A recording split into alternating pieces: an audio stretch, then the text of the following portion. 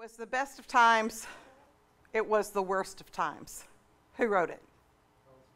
Charles Dickens, yes. Tale of Two Cities, absolutely.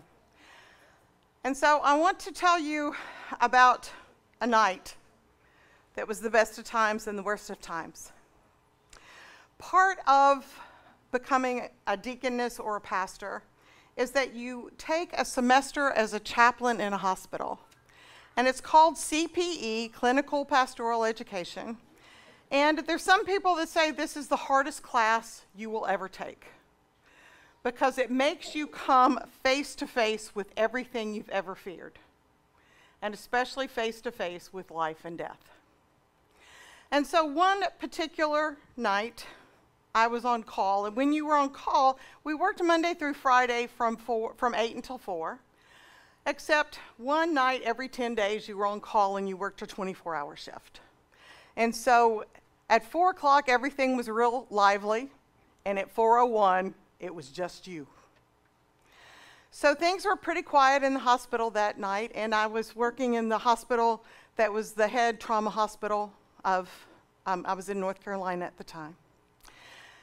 And it was pretty quiet, and I was able to get my bed ready to lay down on it, provided I got the opportunity to lay down in it. And then I was even lucky enough that day to go get dinner, which sometimes didn't happen when you were on call. And I thought I was going to get to go to sleep, and about 10:30 my pager went off. And it said, go to the 3rd floor. So I get to the 3rd floor, and I go to the nurse's station, and I'm told that there is a patient in there that is 67 years old. And he has been riding a motorcycle, and that he didn't have a helmet on, and that he probably would not be in this kind of condition had he had his helmet on. Note to self, riding motorcycles, wear a helmet. And his family was there gathered around him, and so I walked into the room, and there was a woman there and a son, and the son introduced himself and said, "This is my dad," and tells me he was riding a motorcycle, he should have had his helmet on. Chances are he's not going to make it through the night. And he said, "We would like you to pray with him." And I said, "Okay." And about this time, the door didn't just open, the door slammed open. And this other gentleman came in that was about the same age as the first gentleman. And he said, "Who is she?" pointing to me. And the first gentleman said, "This is the chaplain." And the woman there said, "We've asked her to come here and pray." And he goes, "My dad didn't believe in God. My dad doesn't want you here to pray. Go ahead and get out." And so this son said, "No, we want her to pray with him." And at that time, God is great, my pager went off again. So I said, "I need to go take care of this. I will come back, and you can decide if you want me to pray or not." So I walked out of the room, and in most cases when you walk away for something, it gets quieter. But the voices were getting louder and louder and louder. And again, this is 10:30 at night in a hospital that's usually calming down. So I got on the elevator, went up 2 floors to the 5th floor, got off, and took a moment to write down all the patients' names and all of the family members' names. I learned to do that, so you know when you're going between different families and everything who you're talking to. And as I'm sitting there, I hear this music, and it's really soft and it's really calming. And so I get off the elevator and start walking towards it. And I go into the ICU waiting room and go through it, and there's a whole lot of people there, and they are the ones that are singing this song. And I go to the nurse's station, and they take me to this other gentleman who is in his early 70s. The first one was 67. This one is in his early 70s. And she says, "He probably won't make it through the night, and the family's requested you come pray." I said, "Okay." So I walk in, and there's his wife, and there's 2 sons there and a very pregnant daughter-in-law. And they say, "We're waiting for the other 2 sons to come. And we would like for you to pray. You see, this is our dad, and he is 4th-generation farmer. And he was on the land, and he was mowing it, and you know it's been raining. And so apparently there's part of the land that goes into a culvert that was filling up with rain, and it was running by the freeway, and it was getting too high for him, and he wanted to go, the rain stopped, he wanted to go out and he wanted to get it mowed before the rain started up again. And apparently he took the tractor down and it got slipped in the mud, and the tractor fell over on top of him. And he said normally it would have caught his foot and he would have been okay, except there was 6 inches of water in that culvert. And we could tell when we found him that he'd been there a couple of hours and that he had fought his best to keep his head up out of the water. But he either passed out or he just gave up, and he ended up drowning in 6 inches of water. And so he's up on life support, and we know it's going to have to come off. But we're waiting for 2 more sons to come in. And I said, okay. I said, my pager went off again. It was the 3rd floor. So I got back in the elevator, went down, went through my book to see the people I was going to talk to this time, walked back in. As soon as I got off the elevator, the security guard was there, and the 2 families were still going at it. And the security guard told me to come in, and he goes, "This is the chaplain, listen to what she has to say." And I'm thinking, I've got 2 warring factions here. I don't know that I want to be the voice of reason. But okay, and I said, well, I understand that your dad's going to die.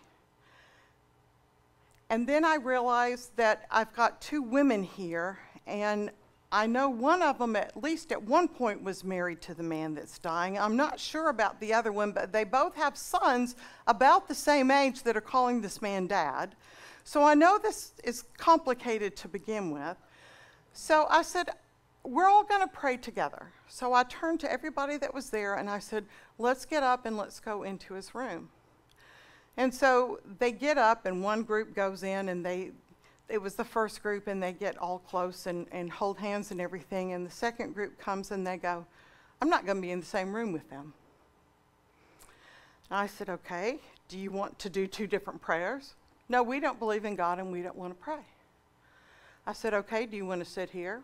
Well, no, I'm not going to let you pray with them and not pray with us. If you're going to be here, we want to be part of it. And I said, okay, well, come on in.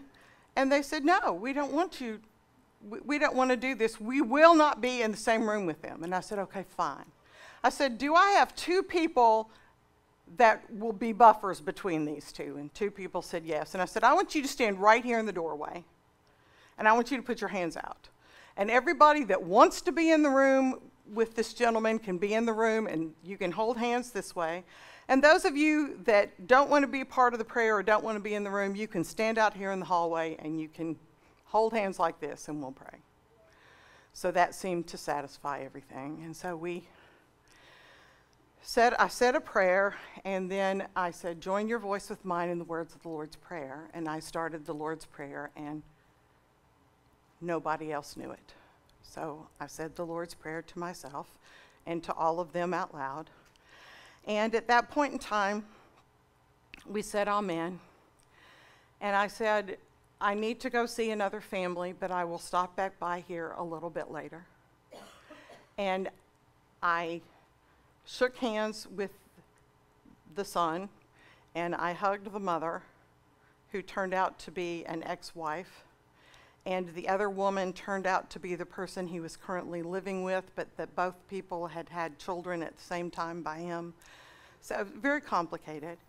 And so I didn't even get to the door before the people out there were saying, when he dies, I want the motorcycle. When he does this, and going back and forth about who was going to get his possessions, and he hadn't even died yet. So I got on the elevator, went up 2 floors to the 5th floor, got off, and the singing was there again.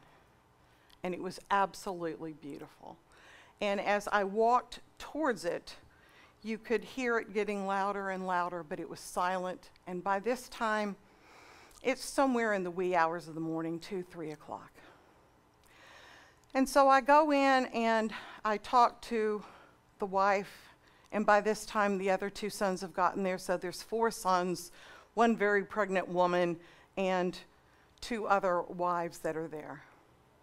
And they are telling me just how fabulous this man was and how strong their faith is.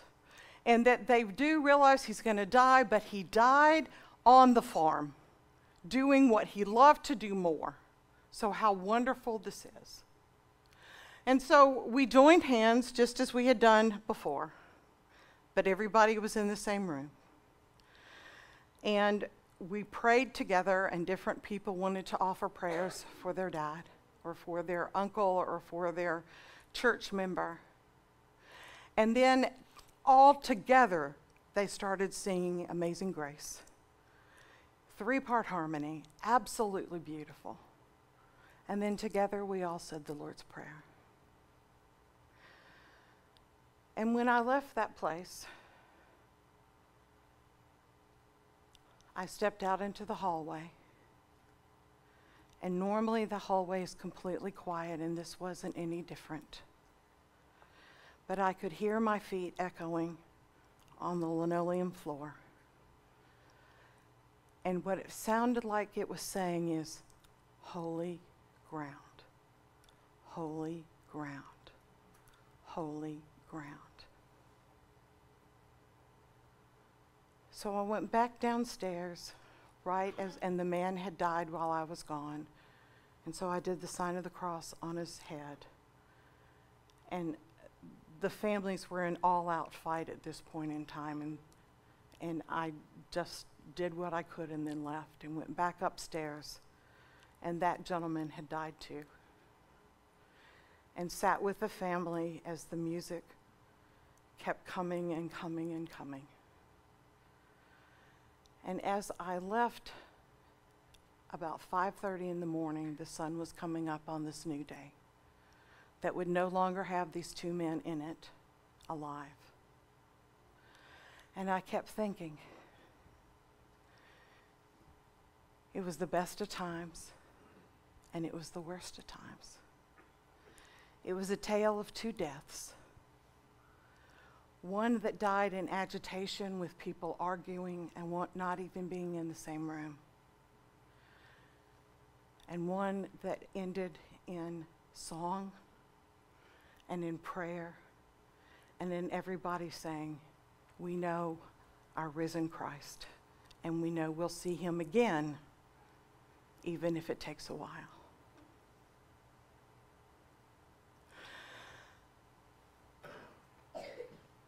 So our gospel today is on Sermon on the Mount, and it gives us the Beatitudes. And what Jesus is saying in the Beatitudes is he's telling us how to act. He's telling us what to do. He's telling us how to be.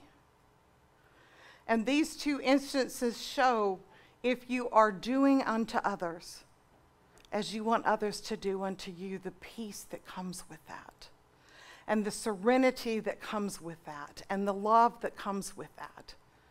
And that's our choice every single day. Or you cannot do unto others. You can do only unto yourself. And you can be God, and you can be the person in charge of everything. And everything's going to be about you. And when something happens that's out of your control, you're not going to have anybody but yourself to fall on. And it's going to turn into chaos, and it's going to turn into crazy making and not even wanting to be in the same room. So you've got a choice. But what I learned that night was when I die, I want to be surrounded by the people that love me, holding my hands, praying, and I sure do hope that they will sing. And I don't care if they sing off key. But to have them there singing Amazing Grace, and that being the very last thing I hear, what more could you ask? You see, for me, it was just a Tuesday. But for these families, it was the very worst day of their lives. Or was it the best? And all God's people say, Amen.